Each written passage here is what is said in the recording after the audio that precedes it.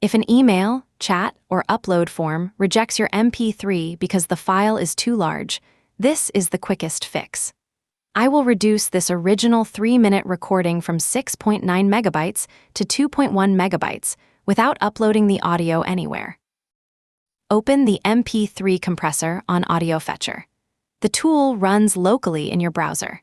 Your selected recording stays on your device, and refreshing or closing the page removes the temporary working copy from browser memory.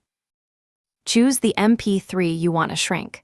I am using an original AudioFetcher demonstration recorded at 320 kilobits per second.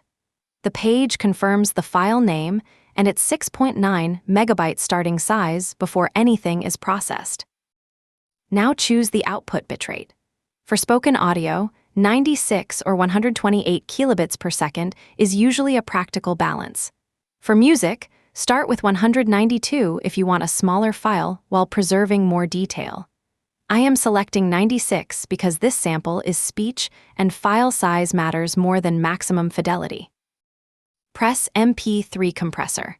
On the first visit, the browser may briefly load the private audio engine. The conversion then happens on this device. There is no need to create an account or send the recording to a remote media processor. The result is ready. Our 6.9 megabyte source is now 2.1 megabytes, a reduction of about 70%. Download the new file and listen to a short section before deleting the original. Compression is lossy, so always keep the source when you may need a higher quality export later. That is the complete workflow. Choose the file, select the bitrate, compress, and verify the result. The direct tool link is in the description. AudioFetcher also includes local tools for trimming, merging, normalizing, and converting audio you own.